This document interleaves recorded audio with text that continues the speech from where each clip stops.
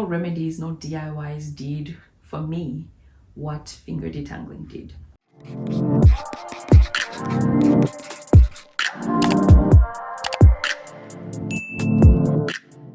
To use combs or not to use combs, I am a natural that has experienced both of these things, and I'm here to talk about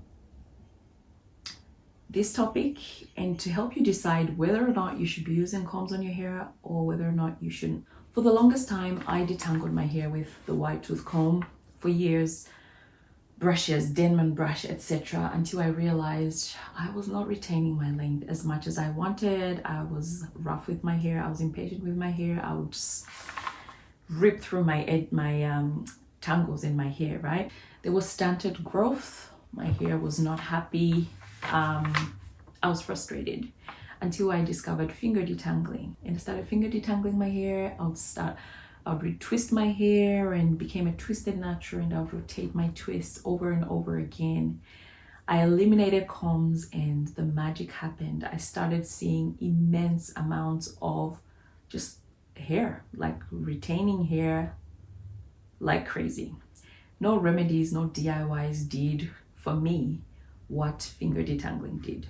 Recently, I decided to incorporate combs or tools, I should say, back into my routine. And the main reason for that is that I'm a new mom. Time is not there. So I need functional, very practical ways of looking after my hair, and finger detangling isn't that. Do I miss it? Yes. Do I wish I could do it? Yes. Am I ever gonna go back to it? Most likely. However, I have to be realistic, honest with myself, look at myself in the mirror and say that I am not able to give hours to my hair when I've got a toddler in the house and a house to look after. And in the past, when I made content, I was pretty biased, right? Like one thing, ditch the combs, ditch the combs, ditch the combs. But right now, I just want to make this video to give a more balanced, I guess, view on both of these situations, using a comb versus finger detangling, the benefits, the pros, and who it might be suited best towards. That way, hopefully it makes you decide which one would work better for you. Let's start with the finger detangling, right? No combs, no brushes. It's going to be slower. Depending on how you're doing it, if you're doing it as a whole, as in your full head of hair in one sitting, or you're doing it over time, right? As I used to do, I would retwist one little twist, retwist it back, and then go to the next, go to the next. It would take me a week plus, okay, to do my whole head of hair. It's slow, okay? It would take time. By the time you're done detangling your hair, finger detangling your hair, the style is, almost ready to be redone. So that's a disadvantage there, that, you just always not looking your best, because for me anyway, with the retwisting of my mini twist, I found that by the time I'm ready, by the time I'm done finger detangling, it's time for me to almost start finger detangling again. So I'll just maybe have a week or so, and then it's time for us to start the process again. So it's slower. The next thing is you don't get all the shed hairs out of the hair, and this is a fact. Like, you can get a lot of shed hairs out with finger detangling, but it's not going to be all of them. And depending on how thoroughly you're doing it, you could have more or less. And this is going to cause likely more tangling, particularly after washing your hair, right? Because when you wash your hair, the shrinkage happens and the tangles or the shed hair goes to just mingle and cause knots everywhere in your hair. So there is that disadvantage when it comes to finger detangling. Fatigue is a real thing when it comes to finger detangling. Yes, it's self-care, but after a week of dealing with your hair, even if you're doing it at a slow, small pace, it can build up. Sometimes it's all right, but sometimes, just depending on the length and the amount of effort you've put in, your hands are up here for quite a few hours. It's exhausting. So there is that as well with finger detangling. The advantages are that you retain the maximum amount of length. This is almost guaranteed, right? Unless there's hair issues or something else, weak hair, I don't know. But if your hair is relatively healthy, you're gonna retain so much length with finger detangling. Of course, that's due to less breakage, right? You're really dealing with your hair like silk, you're just going in there. And one of the advantages of finger detangling, just that you feel your texture quite a lot. And I miss that. I love feeling my hair texture, the shrinkage, it's like a sponge a little bit. I loved it. So I consider that an advantage to be one with your hair and to really feel the texture of your hair.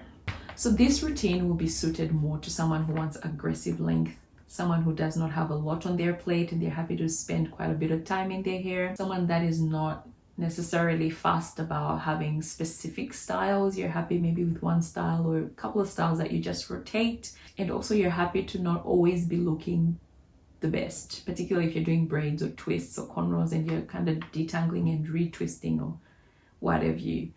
Another way to maybe tackle this one, if you still want to finger detangle, however you want to not have to spend too much time in your hair, or have too many knots and shed hair in your hair, is to maybe do it a little bit more often. However, again, it comes down to time, right? You have the time to do it more often. When it comes to natural hair, you're either giving the time now or you're gonna pay later. So that's another way. Some people find benefit in washing their hair more often. That way they're not giving the shed hair and the tangles to build up before it's detangled again. There's pros and cons to that, because again, over manipulation is not great for the hair, of which weekly for me seems like over manipulation. But that is what you get with finger detangling. With combs, as you can imagine, it's faster. It is thorough. You get all the shed hairs out. You can get up, all the tangles out, particularly if you're going from wide tooth comb to a brush. It's really a thorough detangle. So you get the most benefit when it comes to detangling your hair well. However, you can get quite a bit of split ends. You can get quite a bit of single strand knots, breakage, of course. And it can be uncomfortable when using tools, all right, to deal with your hair. That's another advantage of finger detangling. It's very comfortable on the scalp, very gentle on the scalp. So yeah, with combs, you get those advantages. It's quicker, it's thorough. However, not the best for length retention. You can still retain length, but not the most aggressive length. So this one would suit someone that has got less time on their hands, someone that wants really slick, nice, pulled together kind of styles. Maybe someone who does long-term protective styles, because then if you're finger detangling and then you're putting your hair in a long-term protective style, as you guys saw, the shed hair is really piled up and the tangles are crazy, so the takedown becomes crazy.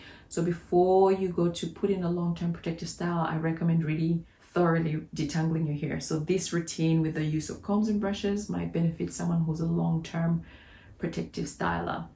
So yeah, consider these things when you're deciding whether or not to use combs and brushes. Of course, you can still retain your length with combs and brushes. However, it's not as aggressive as the finger detangling. Finger detangling is hands down just the best way to retain length. So you guys decide. Let me know in the comment section what works for you, what other ideas you have. Until next time, it's Coily Diaries. Bye.